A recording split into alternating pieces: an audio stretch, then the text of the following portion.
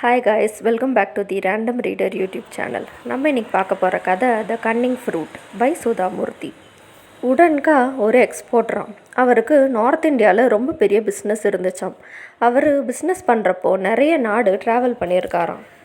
ஒரு நாள் அவர் பையன், அப்பா நீங்கள் நிறைய இடம் ட்ராவல் பண்ணியிருக்கீங்க, எனக்கும் ட்ராவல் பண்ணணும் அப்படின்னு சொல்லிட்டு சொன்னானாம். அவங்க அப்பாவும் சவுத் இந்தியாவுக்கு அவனை அனுப்பலான்னு முடிவு பண்ணி அவரோட ஃப்ரெண்டு வீட்டில் தங்க வைக்கலான்னு சொல்லிட்டு எல்லா அரேஞ்ச்மெண்ட்ஸும் பண்ணிட்டாராம். ஊருக்கு போயிட்டானாம். அடுத்த நாளே ஊர் சுற்றி பார்க்க போனானாம். அங்கே ஒரு ஆள் ஜாக் ஃப்ரூட் விற்றுட்டு இருந்தாராம். அவன் அவங்க ஊரில் எல்லா பழத்தையும் பார்த்துருக்கானான். ஆனால் பழாப்பழத்தை மட்டும் பார்த்ததே இல்லையாம். அதை பார்த்துட்டு, அது எப்படி இருக்குது, ஆனால் ஸ்மெல் ரொம்ப நல்லா இருக்குது, இந்த பழத்தை எப்படி சாப்பிட்றதுன்னு கடைக்காரர்கிட்ட கேட்டானாம். அவரும் கட் பண்ணி பழத்தை சாப்பிட்டுட்டு கொட்டையை தூக்கி போட்டுடுன்னு சொன்னாராம். இந்த பழம் வெறும் 2 ரூபான்னு தெரிஞ்சதும் ஒரு பழம் வாங்கிட்டு ரூமுக்கு போனானாம். அவனும் பழத்தை கட் பண்ணி நிறைய சாப்பிட்டானான். பழமும் தேன் மாதிரி இனிப்பாக இருந்துச்சான். கடைசியில் பார்த்தா கையெல்லாம் பிசு பிசுன்னு கம் ஒட்டி இருந்த மாதிரி இருந்துச்சான். அவன் கையை ட்ரெஸ்ஸில் தொடச்சானா, ஆனால் ட்ரெஸ்ஸும் பிசு பிசுன்னு ஆயிடுச்சான். அப்புறம் கை கழுவுனானான்.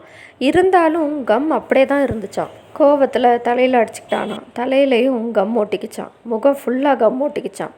அப்புறம் அவனுக்கு வீட்டு வாசலில் காட்டன் மூட்டை இருந்துச்சுன்னு ஞாபகம் வந்துச்சான். கொஞ்சம் காட்டன் எடுத்து தொடச்சானான். ஆனால் காட்டன் எல்லாம் அவன் மூஞ்சில், கையில், ட்ரெஸ்ஸில் எல்லா இடத்துலையும் ஒட்டிக்கிச்சான்.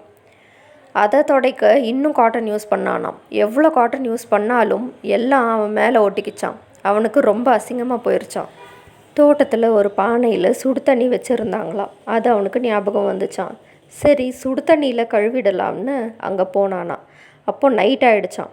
வீட்டில் சாப்பிட கூப்பிட்டுட்டு இருந்தாங்களாம். யாரும் அவனை பார்த்துடக்கூடாதுன்னு சொல்லிட்டு அவன் ஒளிஞ்சிக்கிட்டானான். அவங்களும் தேடி பார்த்துட்டு இவன் இன்னும் வீட்டுக்கு வரல போலன்னு நினச்சிட்டு சுடு தண்ணி இருந்த பானையை கொண்டு போயிட்டாங்களாம். கொண்டு போய் கதவை சாத்திட்டாங்களாம். அவனுக்கு நைட்டு தூங்க செம்மறி ஆடு கொட்டகை தான் இருந்துச்சான். அவனும் அங்கே போயிட்டானான்.